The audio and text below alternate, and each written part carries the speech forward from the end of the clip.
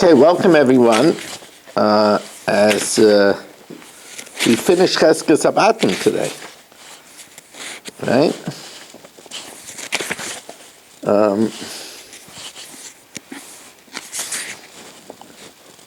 So we're holding by Mishna Zayin and Ches, and we are sponsored by the Fisher family, Le'ili Nishmas Basi Bas Rabbi Shalom Ben Avraham HaLevi, Perel Bas Ruvain. We also learn, sponsoredly, the Nishmas David Ben Chaim, Refuah Shalem for Yomis Ben Chayesar, for the schus of Avraham Yom Ben Ishmael Malki Yudus and family, by Yoel Klugman and family for their Panos Gzunt and Nachas, and the Refuah Shalem for Meir Ben Chayesar, Moshe Meir Ben Esther Fadel, should have a Refuah Shalem B'Seich Sherchi Yisrael. So over here, the Mishnah tells us that if there are no windows opened into a courtyard, lo yiftach adam chaloinosav l'chatzar hashutfin. You can't open up a window into the courtyard because then people will lose their privacy. Now here's an interesting thing. We have two courtyards, one alongside another. And I have a house in courtyard A. But I buy a house in courtyard B. And, of course, the house that I buy in courtyard B opens up into courtyard B. But it's flush with the wall of courtyard A. And since I have a house in courtyard A also, I want to open up a back door into courtyard A. But by doing that, I'll be giving all the members of Courtyard B an access to get into Courtyard A, which would be an invasion of privacy of Courtyard A. So therefore, lokach bayis b'chotzer acheres, if I buy a house in Courtyard B, even though I have another house in Courtyard A, lo yiftacheno l'chotzer hashutfin. I can't open a back door from my house in B into Courtyard A, because then I'm giving an access way for everybody from Courtyard B to go into Courtyard A, which would be an invasion of their privacy. Now, Bana Aliyah al Gabe Beisai. Let's say I have a house. I build a second story, and I have another family move into that house. Lo yiftachenu l'chatzar hashutfin. I can't make a galley and steps and give them an extra way, in other words, an extra entry point into the courtyard, because again, I cannot impose on the courtyard more members coming into the courtyard.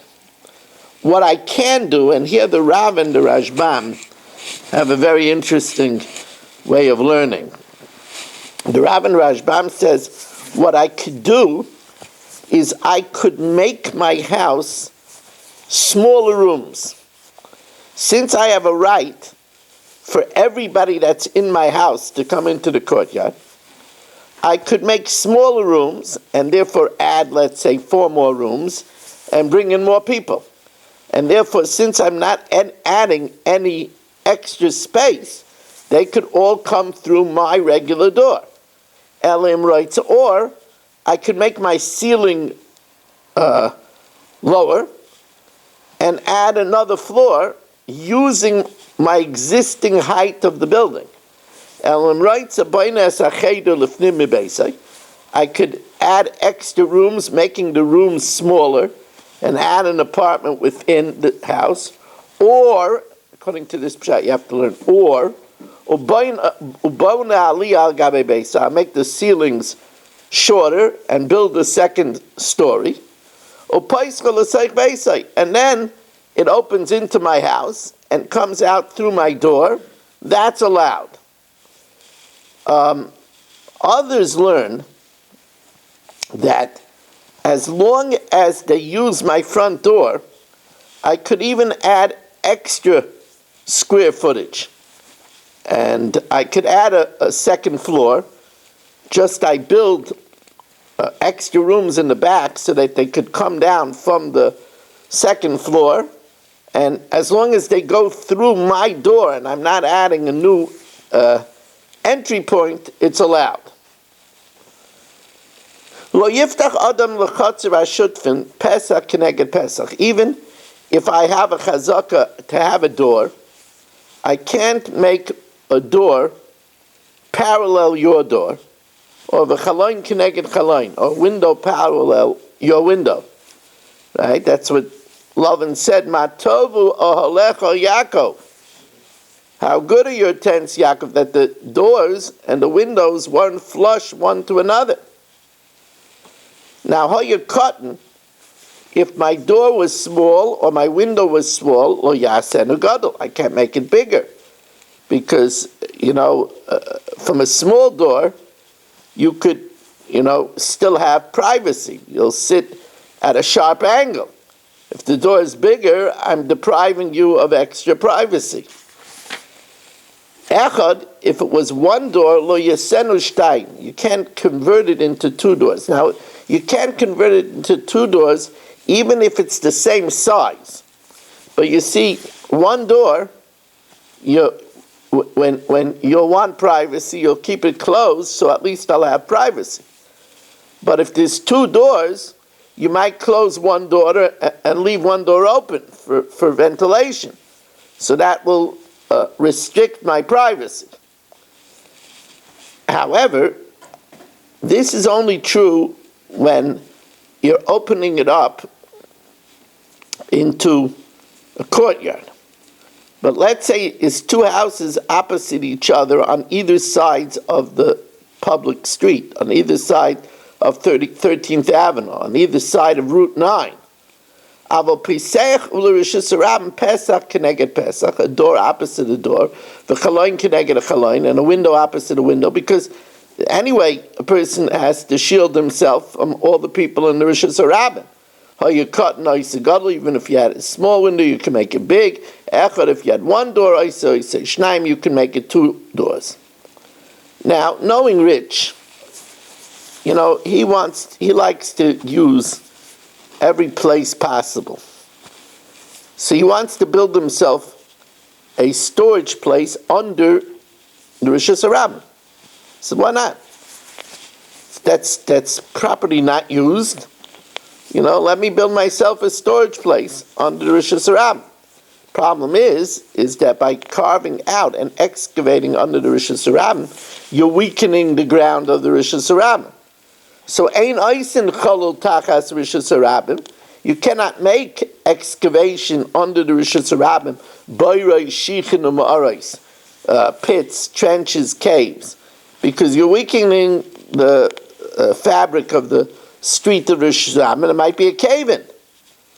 Rebbe Lezer says, look, if you test it, and you get inspectors, and you strengthened the floor of the Rishus HaRabim that a wagon full of rocks could pass over it, then you could do it. If it's strong enough and you strengthened it and supported it enough that a wagon full of rocks could pass over it, then you could do it. Now,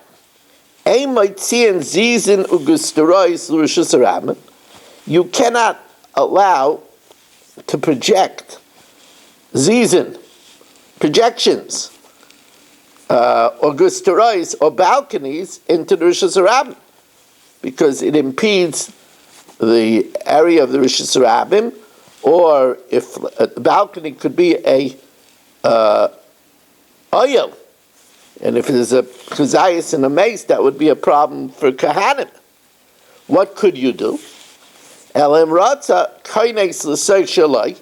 You could draw your house within your property line, and then then you can make the balcony, then you can make the projection, because then it's in your property.